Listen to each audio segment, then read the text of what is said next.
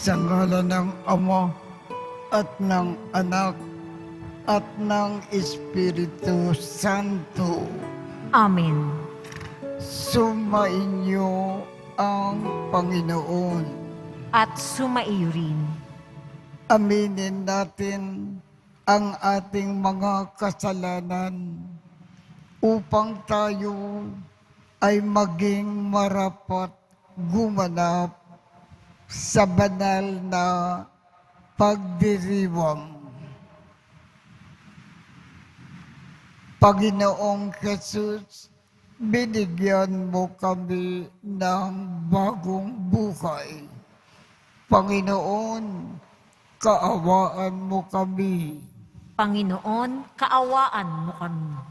Panginoong Jesus, pinapatawad mo ang aming mga kasalanan.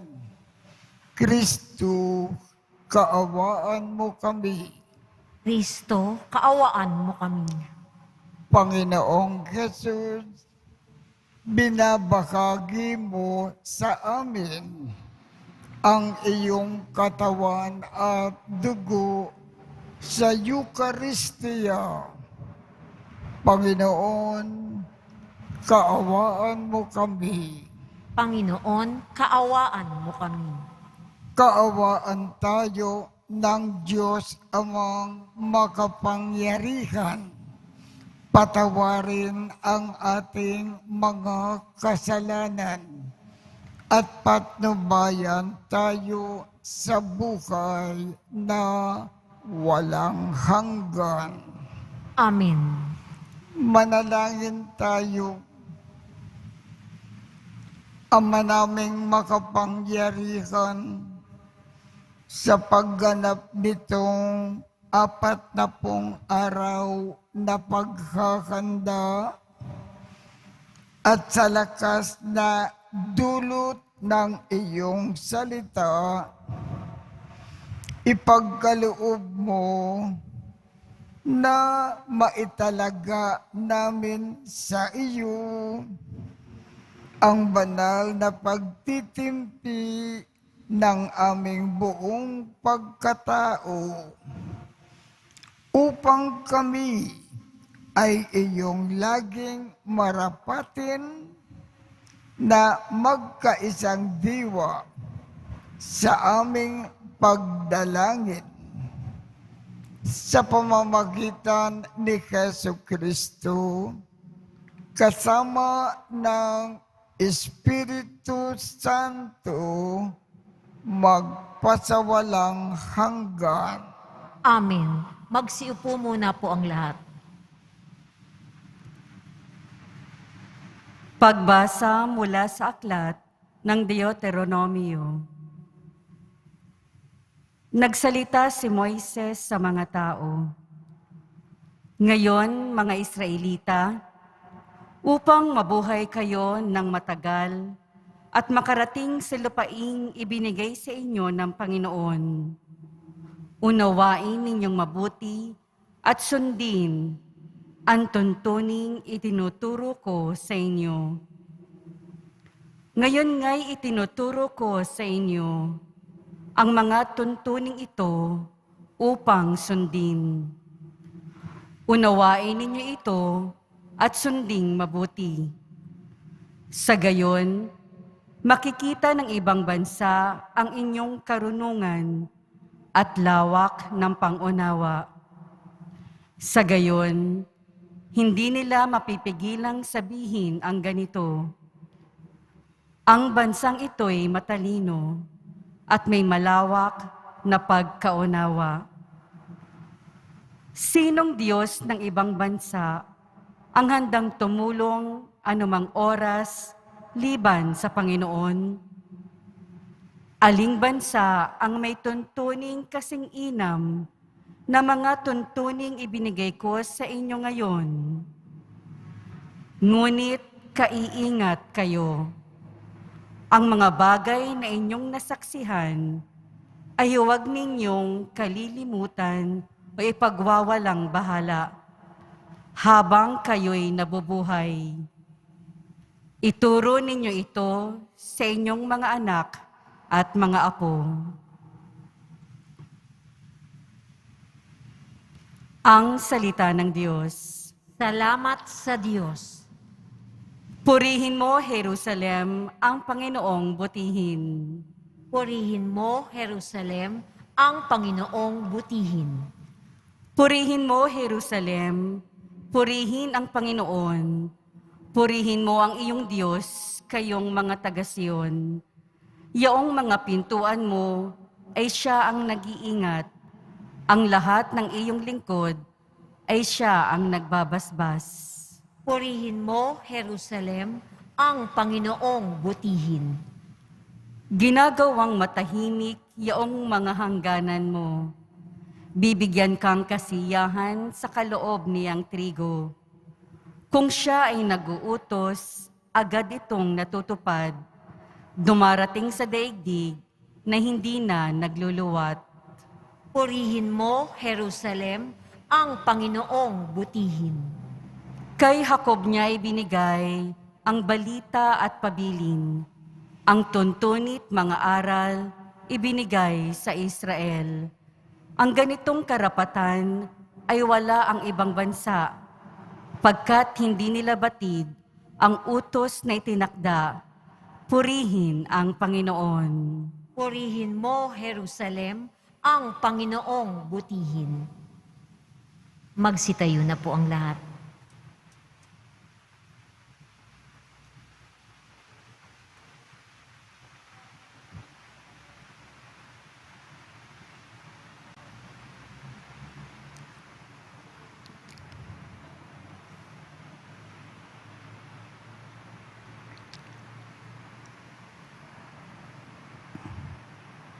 Salita mo, Kristong mahal, Espiritong bumubuhay, nagtuturo at umaakay sa nagnanais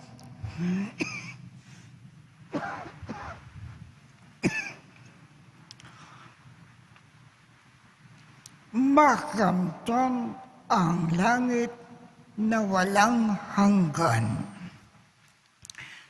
Sumainyo ang Panginoon. At sumaiyo rin. Ang mabuting balita ng Panginoon ayon kay San Mateo. Papuri sa iyo, Panginoon.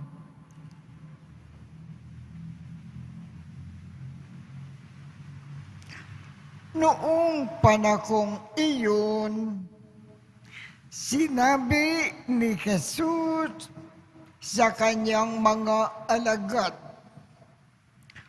"Huwag ninyong akalain na naparito ako upang pawalang bisa ang kautusan at ang aral ng mga propeta.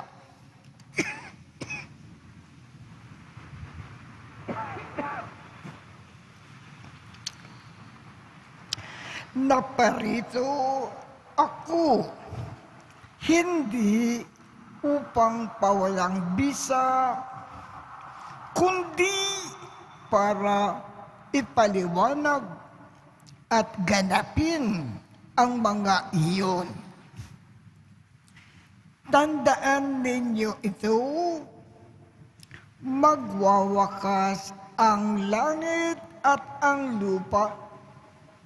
Ngunit, ang kaliit-liitang bahagi ng kautusan ay di mawawalan ng bisa hanggat hindi nagaganap ang lahat.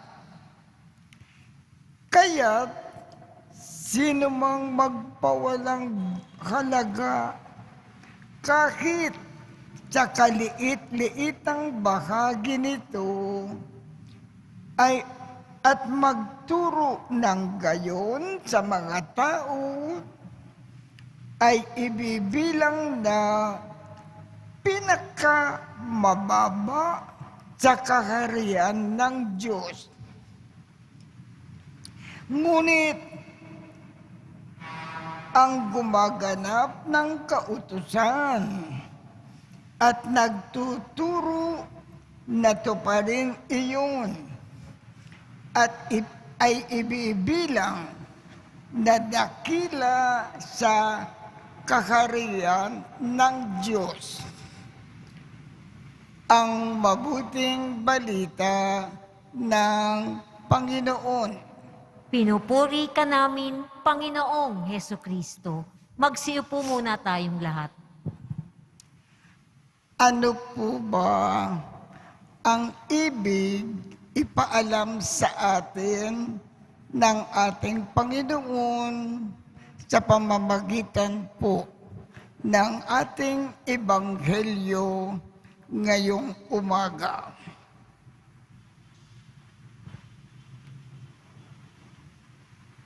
Una, ang sabi ng ating Panginoong Jesus, lahat ng utos ng Diyos, lahat ng alituntunin ng Diyos, lahat ng mga payo ng Diyos na ibinigay sa atin ng Diyos, lahat-lahat po ay para sa ating ikabubuti.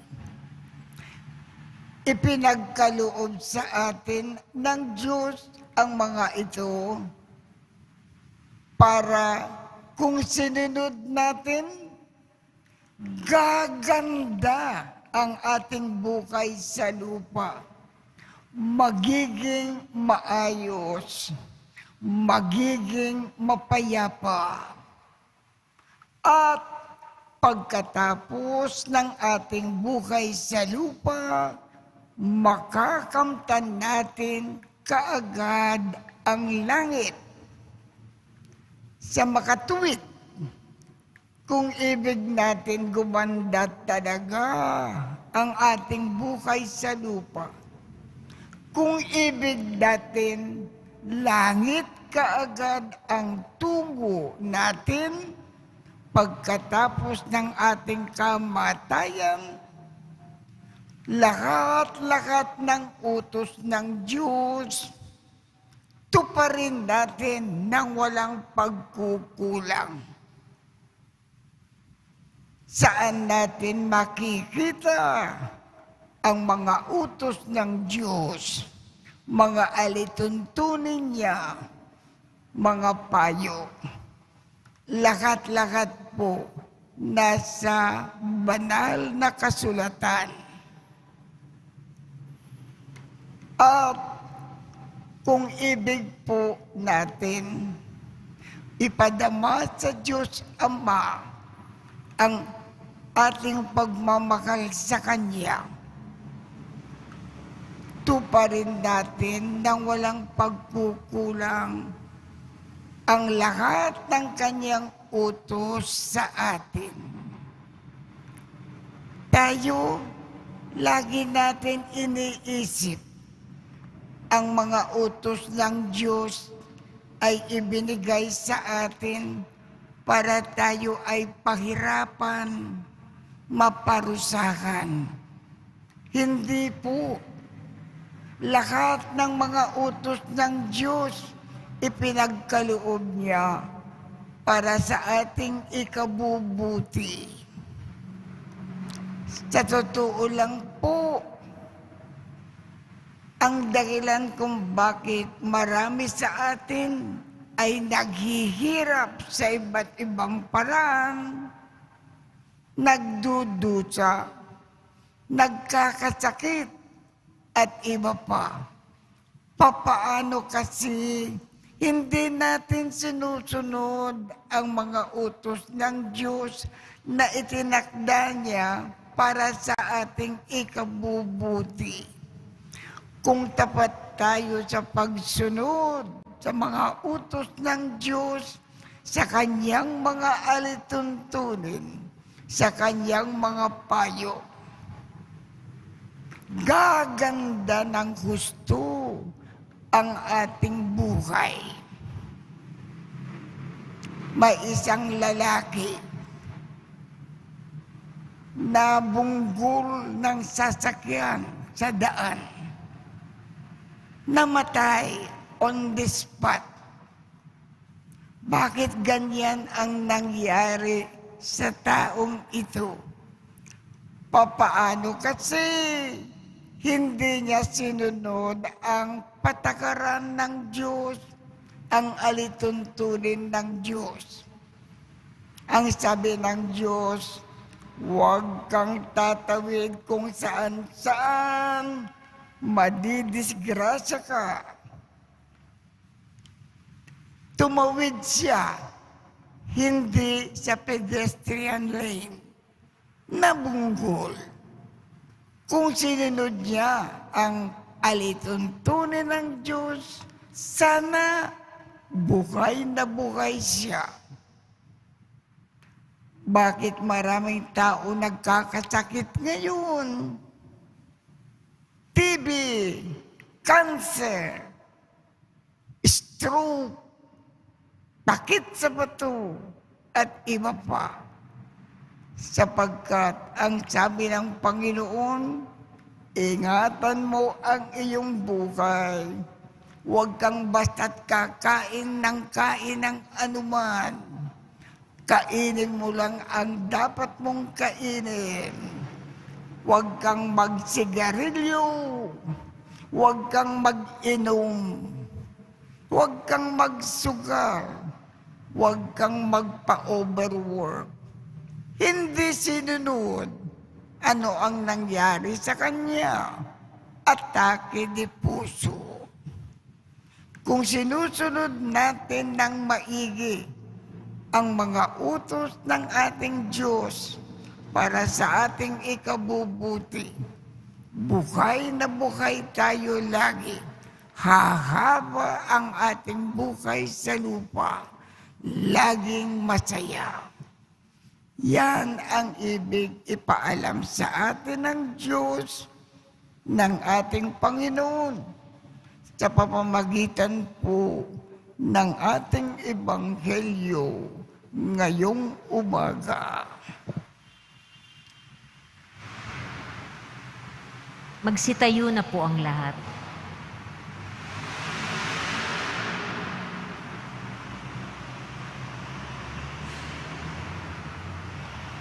Manalangin tayo sa Diyos na ating Ama, ang nagbibigay ng lakat ng mabubuting biyaya, upang lagi nating sundin ang kanyang mga batas ng may bukas loob tulad ni Kristo. Ang ating tugon po, Ama, loobin mo na sumunod kami katulad ni Kristo. Ama, loobin mong sumunod kami katulad ni Kristo. Ang simbahan naway maghatid sa mga tao ng liwanag ni Kristo sa pamamagitan ng pangangaral ng Ebanghelyo. Manalangin tayo. Ama, loobin mong sumunod kami katulad ni Kristo. Ang mga mambabatas naway magsagawa ng mabubuting batas para sa kapakanan ng mga tao. Manalangin tayo. Ama, loobin mong sumunod kami katulad ni Kristo. Ang mga pinuno ng pamahalaan naway magpatupad ng mga batas at maghatid ng kalayaan at katarungan sa kanilang mga nasasakupan. Manalangin tayo. Ama, loobin mong sumunod kami katulad ni Kristo. Ang lahat ng tao naway makilala ang Diyos at sundin ang kanyang mga batas na nakasulat sa kanilang mga puso. Manalangin tayo. Ama, loobin mong sumunod kami katulad ni Kristo. Ama naming nasa langit, pagkalooban mo kami ng biyaya na makasunod sa iyong mga utos at magtaguyod ng iyong batas at salita sa lahat. Hinihiling namin ito sa pamamagitan ni Kristo na aming Panginoon. Amen. Magsiupo muna po ang lahat.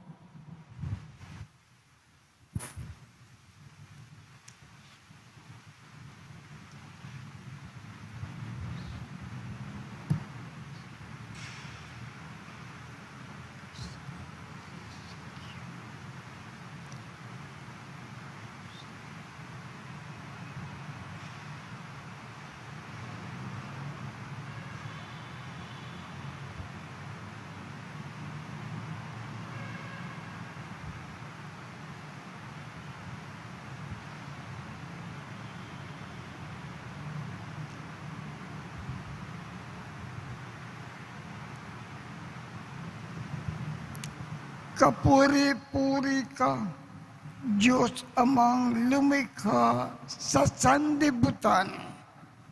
Sa iyong kagandakang loob, narito ang aming maiaalay.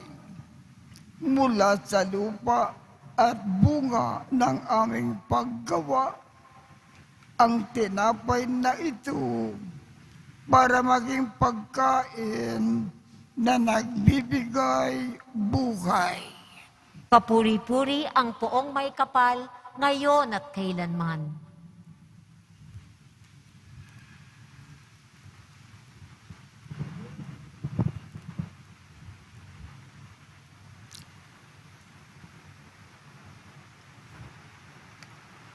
Sa pagkakalo ito ng alak at tubig, kami naway makasalo sa pagka-Diyos ni Kristo na nagpagindapat na makihati sa aming pagkatao.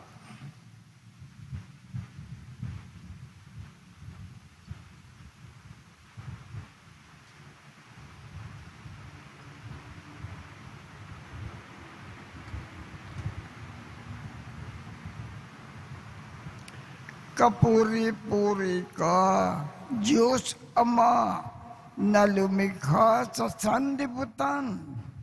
Sa iyong kagandakang loob, narito ang aming maiaalay. Mula sa katas ng ubas at bunga ng aming paggawa, ang alak na ito para maging inumin na nagbibigay ng iyong Espiritu. Kapuri-puri ang poong may kapal, ngayon at kailanman.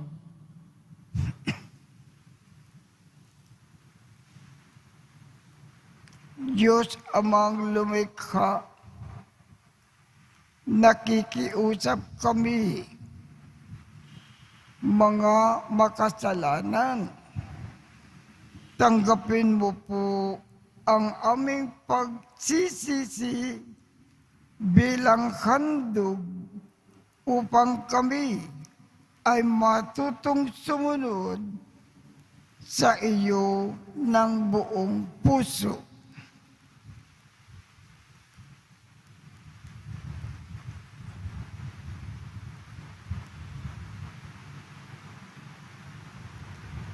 Magsitayo na po ang lahat. Kung minamakaw, kasalanan ko ay hugasan at linisin mo ng lubusan ang nagawa kong pagsuway. Manalangin kayo, mga kapatid, upang ang pag-aakin natin ay kalugdan ng Diyos Amang makapangyarihan.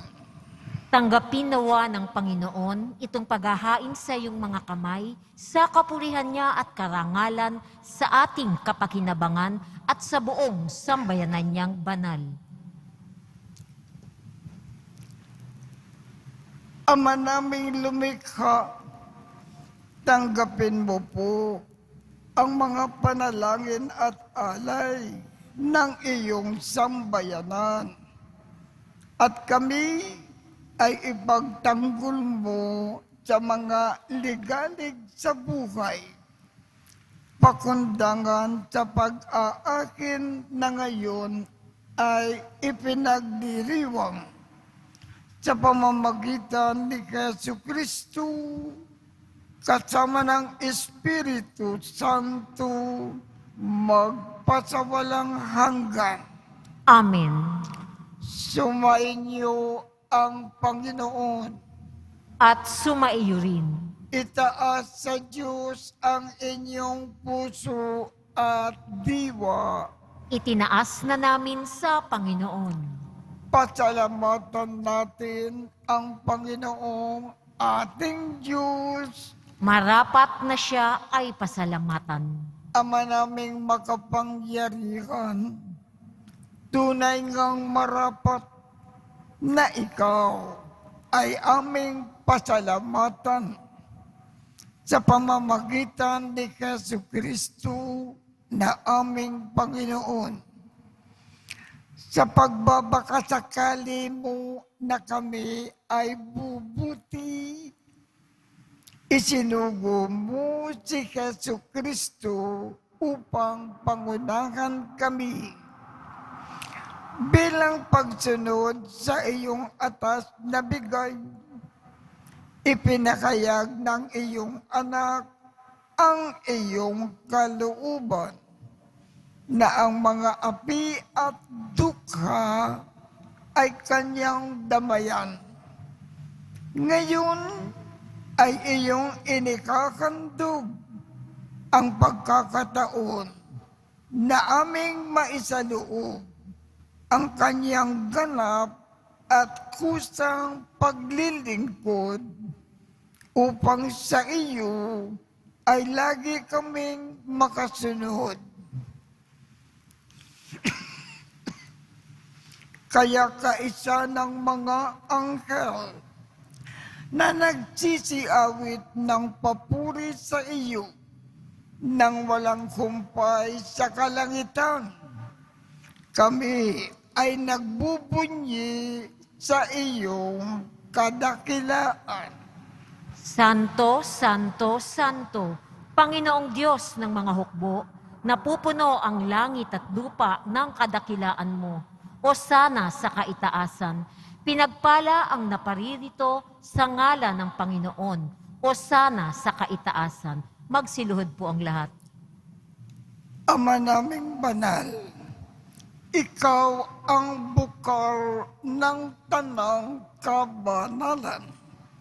Kaya sa pamamagitan ng iyong Espiritu, gawin mong banal ang mga kaloob na ito upang para sa amin ay maging katawan at dugo ng aming Panginoong Jesucristo.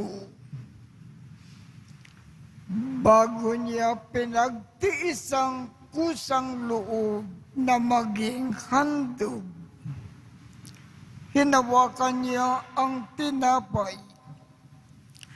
Pinasalamatan kanya. Pinaghati-hati niya iyon. Iniabot sa kanyang mga alagad at sinabi, tanggapin ninyong lakat ito at kanin. Ito ang aking katawan na ikahandog para sa inyo.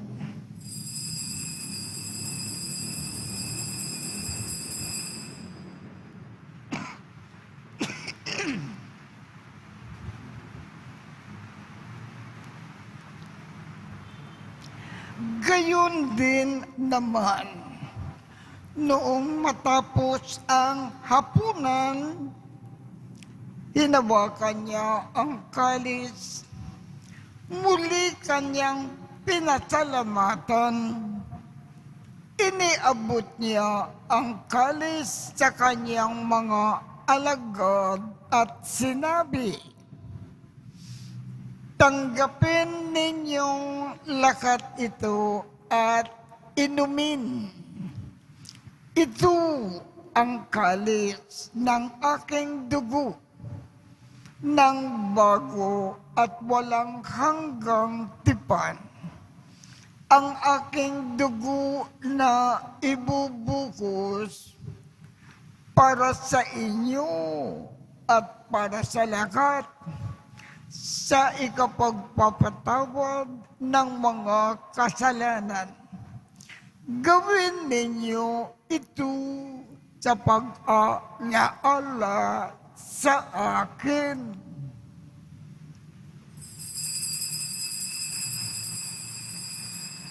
Magsitayo na po ang lahat.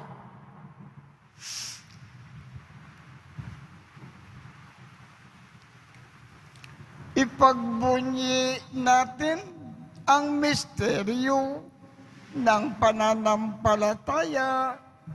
Si Kristo'y namatay, si Kristo'y nabuhay, si Kristo'y babalik sa wakas ng panahon.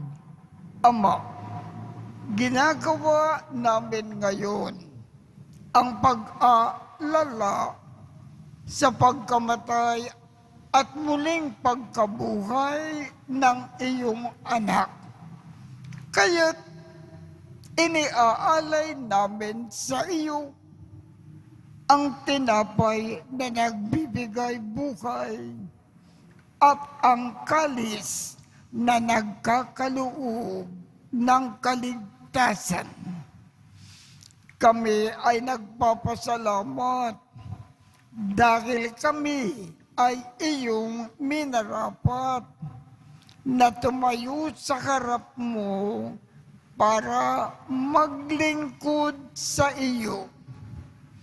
Isinasamo namin kaming magsasalo-salo sa katawan at dugo ni Kristo ay mabuklod sa pagkakaisa sa pamamagitan ng Espiritu Santo. Ama, lingapin mo ang iyong simbakang laganap sa buong daigdig. Puspusin mo kami sa pag-ibig. Kaisa ni Francisco, aming Papa, Jose, aming obispo, at ng tanang kaparian. Alalakanin mo rin ang mga kapatid naming nakimlay nang may pag-asa na sila ay muling mabubuhay. Gayon din ang lakat ng mga pumanaw. Kaawaan mo sila at patuloyin sa iyong kaliwanagan. Kaawaan mo at pagindapatin kaming lahat na makasalo sa iyong buhay na walang wakas. Kaisa ng makal na Birhen Maria na ina ng Diyos, ng kabiyak ng puso niyang si San Jose, kaisa ng mga apostol at ng lahat ng mga banal na namukay dito sa daigdig ng kalugod-lugod sa iyo. Maipagdiwang nawa namin ang pagpupuri sa ikararangal mo sa pamamagitan ng iyong anak na aming Panginoong Jesucristo. Sa pamamagitan ni Kristo, kasama niya at sa Kanya, Ang lakat ng parangal at papuri ay sa iyo, Diyos amang makapangyarihan, kasama ng Espiritu Santo, magpasawalang hanggan. Amen.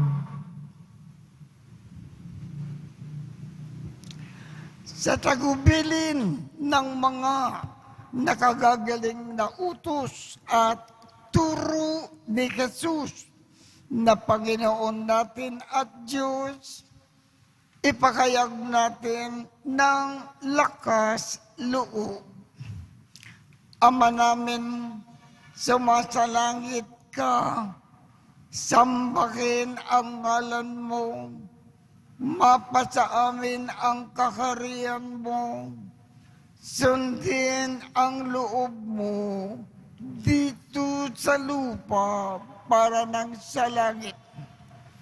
Bigyan mo kami ngayon ng aming kakanin sa araw-araw at patawarin mo kami sa aming mga sala para ng pagpapatawad namin sa mga nagkakasala sa amin.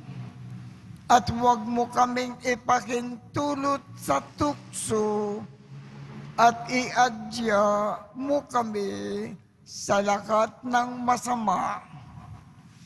Kinikiling namin, Ama, iadya mo kami sa lahat ng masama. Pagkalooban kami ng kapayapaan sa araw-araw.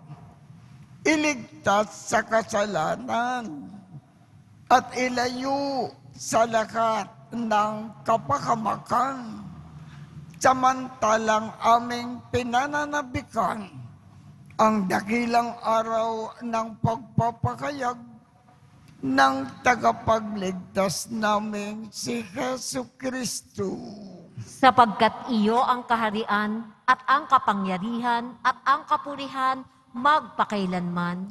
Amen. Panginoong Jesucristo, sinabi mo sa iyong mga apostol, kapayapaan ang iniiwan ko sa inyo. Ang aking kapayapaan ang ibinibigay ko sa inyo. Tungkayan mo ang aming pananampalataya at huwag ang aming mga pagkakasala. Pagkalooban mo kami ng kapayapaan at pagkakaisa ayon sa iyong kalooban. Kasama ng Espiritu Santo, magpasawalang hanggan. Amen. Ang kapayapaan ng Panginoon ay laging sumainyo. At sumaiyo rin. Magbigayan tayo ng kapayapaan sa isa't isa.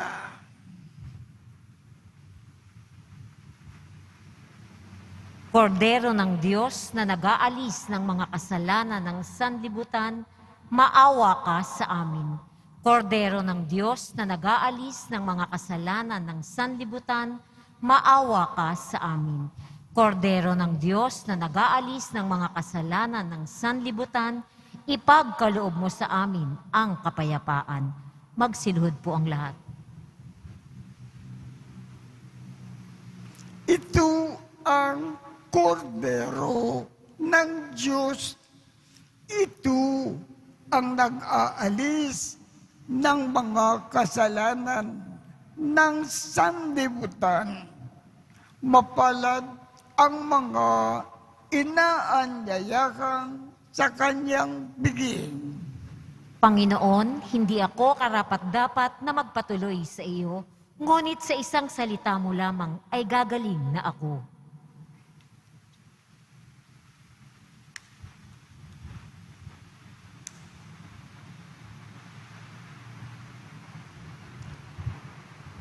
Ang katawan ni Kristo. Amen.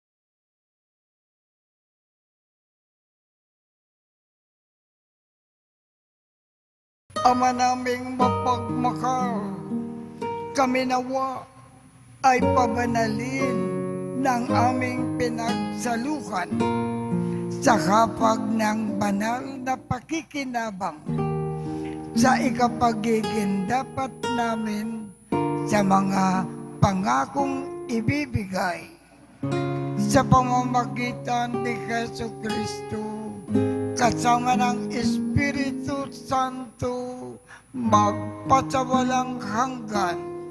Amen. Sumainyo ang Panginoon At sumaiyo rin. at pagpalain kayong lahat ng makapangyarihang Diyos, Ama, Anak, at Espiritu Santo. Amen. Tapos na po ang misa. Humayo tayong mapayapa. Salamat sa Diyos.